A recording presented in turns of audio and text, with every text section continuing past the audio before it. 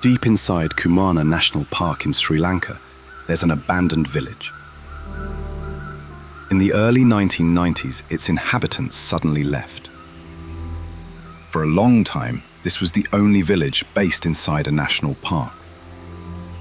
However, its hidden history dates back to colonial times.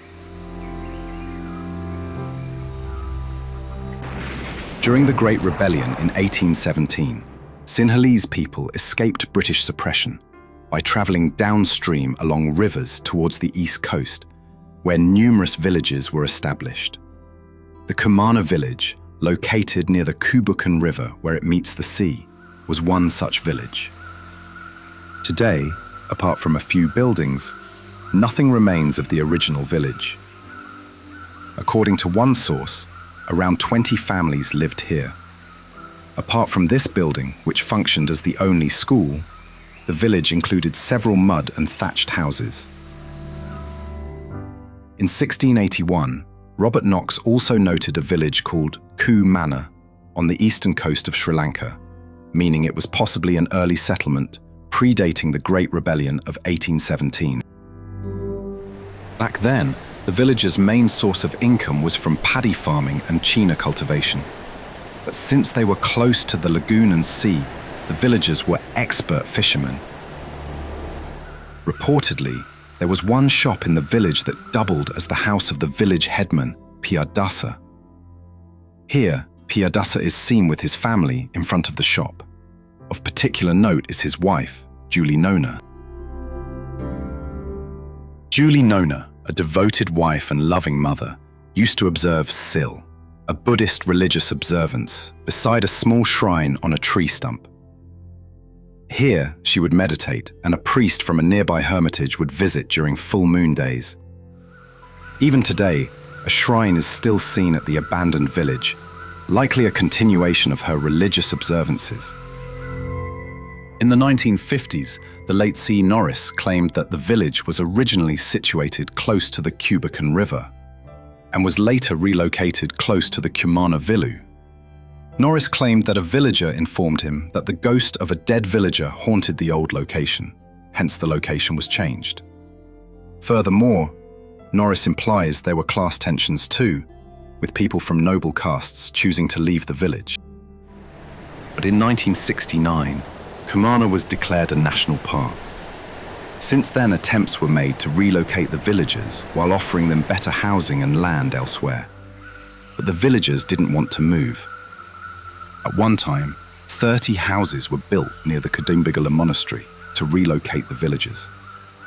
However, elephants destroyed most of the houses, and thieves stole the building materials. In the 1950s, Venerable Anandasiri Thero transformed this rugged area into a hospitable one for monks. Sadly, he was assassinated in 1989. While the monk lived amid dangerous wild animals for nearly 30 years, he was never harmed by them. Ultimately, his death was caused by ruthless humans.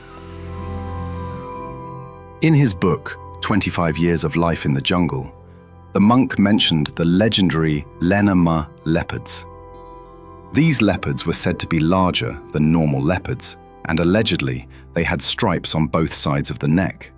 Reportedly, they were fearless of humans. So, did a different leopard species inhabit the jungles of Kumana?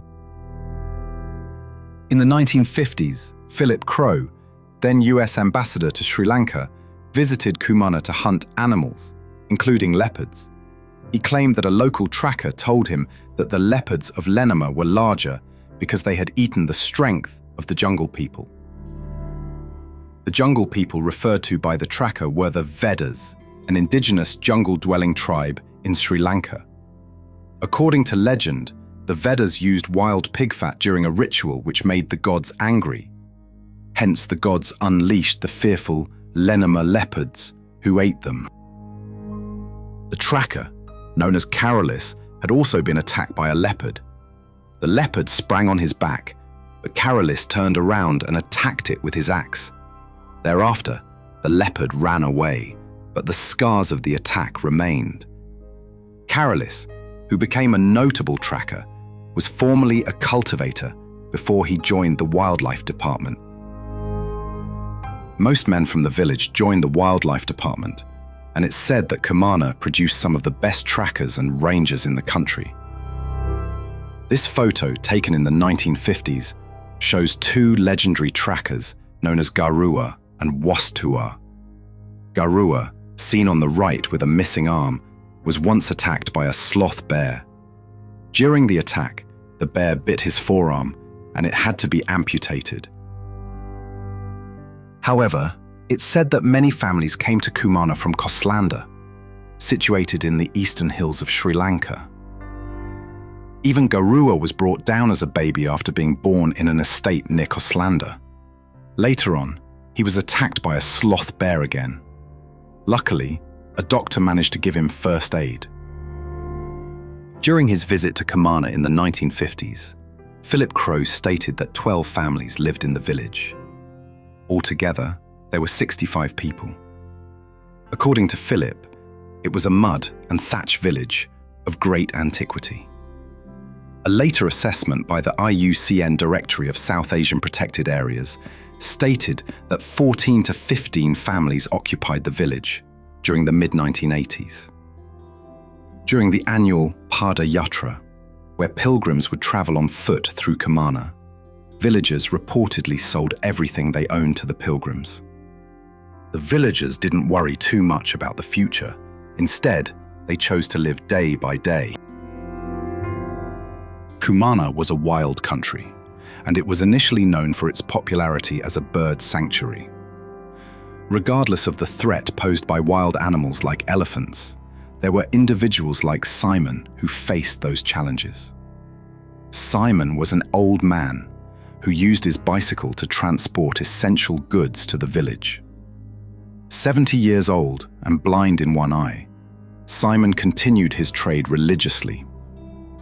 The closest human habitation to the village was the park office at Okunda, which was 16 kilometers away. However, this wasn't exactly a village. Only a few wildlife officers were stationed here. Yet Simon routinely traveled back and forth from Kumana to the nearest town of Potterville, which was 50 kilometers away.